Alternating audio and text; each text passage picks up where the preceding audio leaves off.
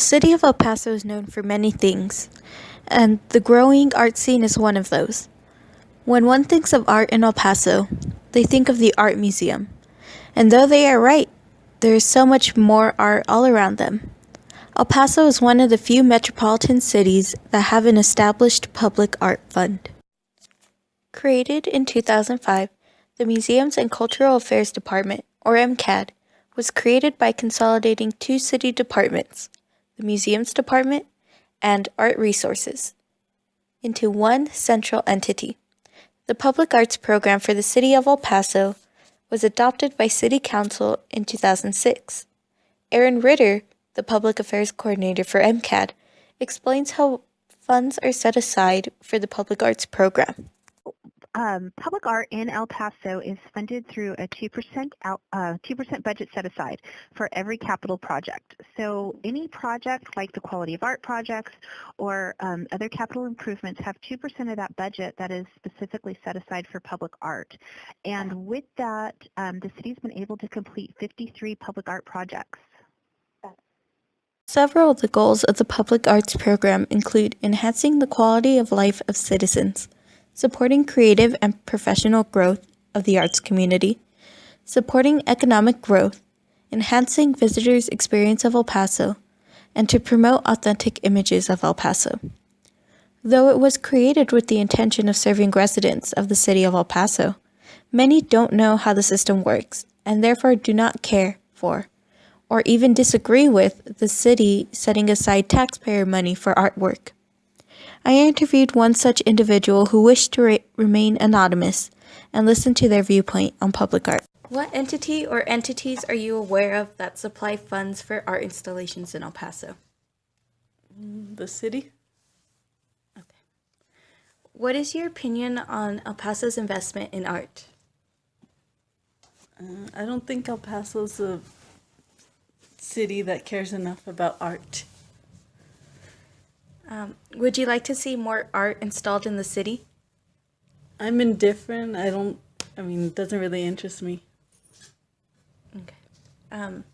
If you were given the opportunity to speak to the public about public art, what would be your argument? Are you for or against it, and why?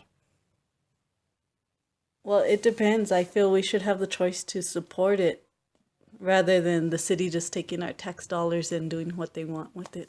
It appears that citizens like the woman I interviewed would like to have more of a say in how our city selects art to be included in El Paso. But that doesn't mean that they wouldn't like to see art. I spoke to a featured public artist, Barbara Gregutis, whose work, Silver Lining, is featured outside in the Convention Center Plaza, about her opinion on the City of El Paso's public art program. I think, as I said earlier, I felt that they were running a really good program. They've gotten some very good works of art.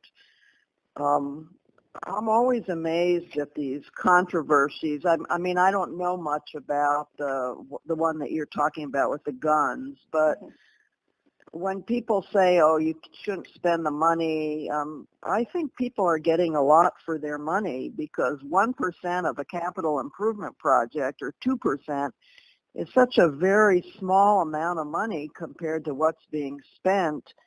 And what you get is a work of art. Some of them appreciate and value, depending on the artist. And it's an enhancement program for the environment. People never complain about architecture. They spend a tremendous amount on architecture and sometimes get a lot of bad architecture, and they never complain about it. Why are they always complaining about the artist? Do you know what I'm saying? Yes, absolutely. So there are a lot of really ugly buildings out there that are done, and with public funds, because this is public funding, and nobody says a word. So, and a lot of money is spent on that, So, That's a good point. Anyway, I think public art is definitely enhances the environment of cities. I think there's a lot of interest in it, and as I've been a working artist, which is quite a while, I've seen interest grow, interest grow. She also talks about how public art is not for everybody, and that can be a good thing. I would say something else about that. Not everybody can like every single work of art. It's like we don't all love the same guy, or men don't all love the same woman. You have to have diversity, and it's a good thing that not everybody likes everything, Right. because there are lots of tastes and lots of things to be said. If art is sending a message, a lot of artists, have something they're saying with their work of art. You don't want the message to always be the same. Mm-hmm. So I think it's very good for discussion and interest and what artists have to say. I think it's very positive. I then asked her why she believes public art should be implemented in the city. Public art is really an outdoor museum for the community. That's what it is. If you look at it as an outdoor museum, having art in all kinds of places unexpectedly is a nice thing, Mm-hmm. and various works of art that are built for different places. If the artist is a good artist, the artist will think about, like, if it's a drive-by, if it's in a median and you only see it driving by, Mm-hmm. I hope that whoever does those projects thinks about how they will be viewed from a traveling car, Mm-hmm. But ultimately, we call that drive-by art, by the way. But ultimately, it's your outdoor museum. It's your community's outdoor museum. And I think it's fantastic. A lot of people don't want to go to a museum. They don't have the time. They can't afford to do it. Mm-hmm. And to see works of art on a daily basis it's a gift to the community. Yes. As a public artist, I asked her to state why she thinks El Pasoans should appreciate public art. If you were given the opportunity to speak to the public to convince them to fund more public art, what would be your biggest or your main argument or drawing point? Well, I think for very little money, relatively little money, the city is getting a very huge amount of beautification and works of art that create discussion, that are interesting. They're not all beautiful, but you're getting an outdoor museum. Mm-hmm. And I think over the long haul, the city should think about its legacy as a city. And great cities, they say great cities have great parks and great works of art. So I think it shows how the city of El Paso thinks about itself in the long run. It's a legacy you're leaving. So I think that's very, very worthwhile to spend the money for those reasons. You're creating an outdoor museum for the citizens of the city and for visitors that says something about the time you're in. If you look historically at cultures, we evaluate them based on their works of art. You look back at Minoan culture. How do they know about the culture? From their works of art, so you're leaving a message about your city's culture, and I think people should think about that.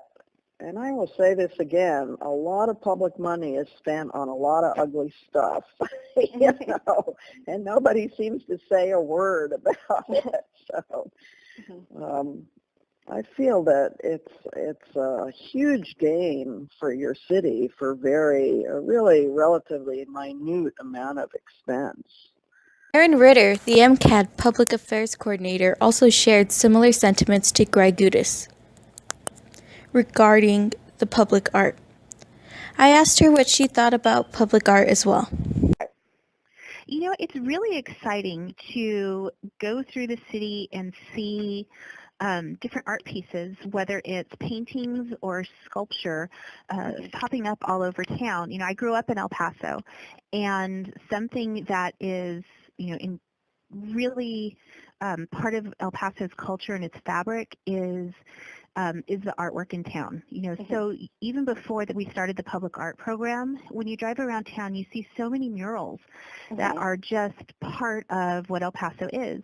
And with the city creating an avenue to invest in art, whether it's local artists like Mitsu Overstreet, who has several pieces in our public art program, especially at the Museum of Art, or getting to work with, internationally renowned artists like Sebastian, who has Aguacero over at the Port of Entry. It's an amazing opportunity for El Paso to invest in the arts and demonstrate that, that's an important part of not just who we are as a culture, but it's an important thing for people to see as they come into town. I asked her if she thought public art has the power to divide people or cultures, and she had this to say. Really, art is different to everybody.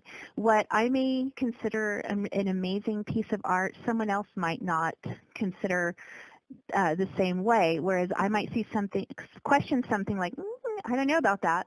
Someone else might be absolutely in love with that. And that's one of the functions of art. Art is designed to make you think and to make you consider different perspectives and different points of view. And if a piece raises questions and makes you really think about what it is, then that piece of art has done its purpose.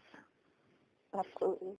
Ms. Ritter also shared a valuable insight with me regarding how public art can be used to help citizens be aware of their surroundings. Roundabouts do is they slow down traffic while keeping it moving.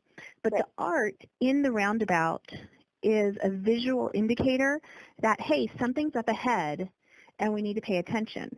So by drawing the driver's attention, saying hello, look over here with a piece of art, they realize that something's up ahead, so that they know to be aware of their surroundings. I asked her what would be her strongest argument as a public relations coordinator to the public to support public art and its funding, and she shared this with me. Discoveries, and by investing in art and in culture in El Paso, maybe the next sculptor is driving around town in the backseat in mom's car and sees the lights on Airway, or drives by one of the roundabouts and is intrigued by it and wonders, how do you do this? And so then that spark of creativity can lead them to so much more. From my interviews with supporters of art, detractors of art, and artists themselves, I have learned that regardless of positions, they all share one commonality: a desire to see the city grow culturally. One of the beauties of art is that it creates conversation, and as we have learned in interpersonal communication, conversations can lead to open doors.